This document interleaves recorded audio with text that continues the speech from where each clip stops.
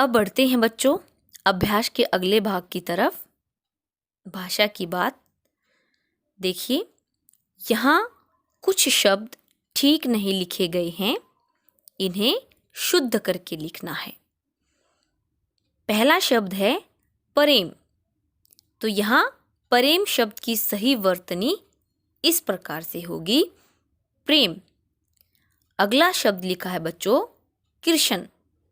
यह गलत वर्तनी है, कृष्ण शब्द इस प्रकार से लिखा जाएगा। अगला शब्द है उल्टा, और उल्टा यहाँ गलत लिखा हुआ है, उल्टा शब्द की वर्तनी इस प्रकार से होगी।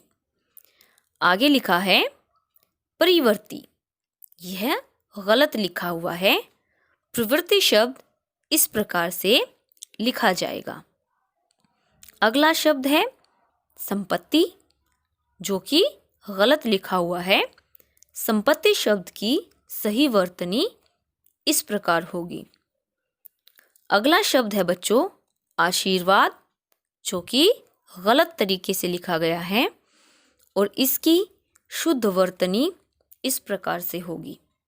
उसके बाद है धन्य, यह भी गलत लिखा हुआ है, धन्य की सही वर्तनी शुद्ध वर्तनी ये होगी। उसके बाद विद्यालय, जो कि गलत लिखा हुआ है, यहाँ विद्यालय नहीं, सही वर्तनी होगी विद्यालय, जो कि इस प्रकार से लिखा जाएगा। अब अगला भाग देखिए बच्चों, पढ़ें, समझें और लिखें। यहाँ कुछ पंक्ति दी हुई हैं, वाक्य दिए हुए हैं। देखिए, सोहन कैरम खेलता है, कविता कैरम खेलती है। तो यहाँ आपको अपनी समझ के आधार पर इन वाक्यों को पूर्ण करना है। राजा लड्डू रिक्त स्थान है, तो यहाँ रिक्त स्थान में आपको उचित शब्द भरना है। राजा लड्डू खाता है। अगले रिक्त स्थान में हम भरेंगे रानी लड्डू खाती है। अगला वाक्य है छात्र पुस्तक पढ़ता है। अगला वाक्य है छात्रा पुस्तक पढ़ती है। यहाँ आपने ध्यान दिया होगा बच्चों कि यह सभी वाक्य लिंग से संबंधित हैं। आगे देखिए, भाई गाना गाता है। आगे बहन गाना गाती है। तो देखा बच्चों, हमने लिंग के आधार पर इन वाक्यों को पूरा किया। अब अगले भाग की तरफ चलते हैं। नीचे ऐसे शब्दों के जोड़े दिए गए हैं जिनके उच्चारण में कुछ अंतर है, उनके अर्थ भी अलग अलग हैं। इनका सही उच्चारण करना है और उनसे हमें वाक्य बनाना है। पहला शब्द है बेरी। इस बेरी शब्द का अर्थ है बेरी का फल। वाक्य बनाएंगे अब। रास्ते में बेरी की झाड़ियां फैली हैं।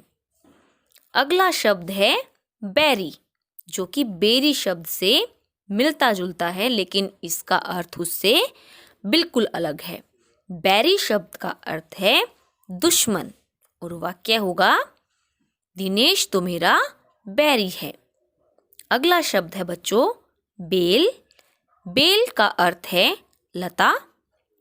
वाक्य अंगूर की बेल फैल गई है, और बेल से मिलता जुलता शब्द है बैल, लेकिन यहाँ इस बैल शब्द का अर्थ उस पशु से है जो हम देखते भी हैं और जो गाय का पुल्लिंग है। तो इसका वाक्य बनेगा गाड़ी को बैल खींच रहा है। अगला शब्द है मेला। मेला शब्द का अर्थ है मेला, जिसमें हम जाते हैं, मस्ती करते हैं, खूब खिलौने खरीदते हैं।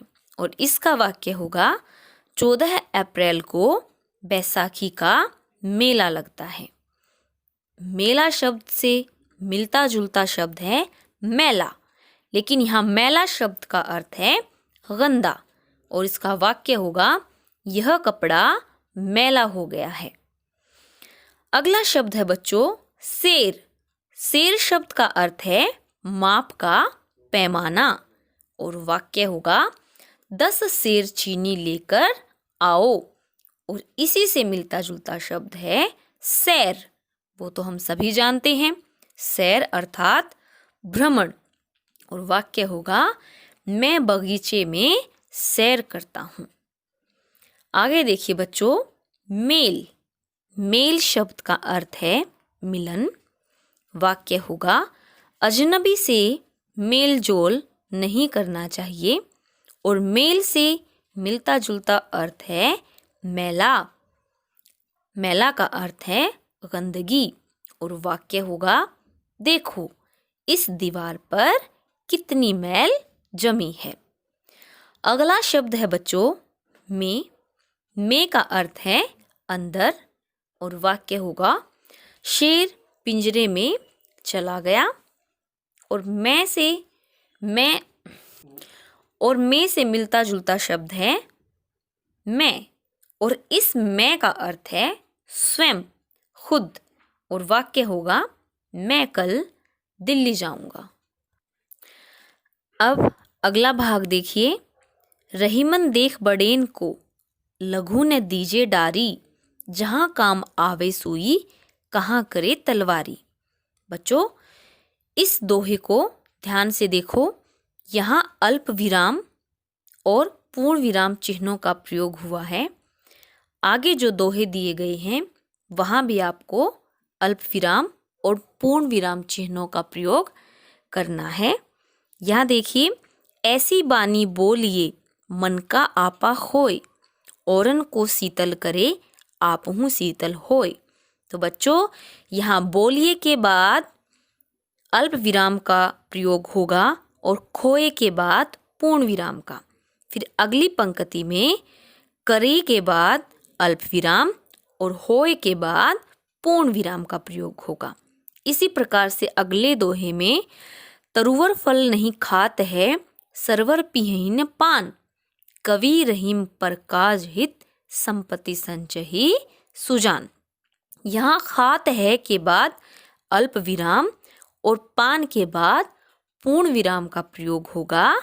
और इसी प्रकार से हित के बाद अल्प विराम और सुजान के बाद पूर्ण विराम का प्रयोग होगा। तो यह था बच्चों आपका अभ्यास। इसे पढ़िए और ध्यान से समझिए।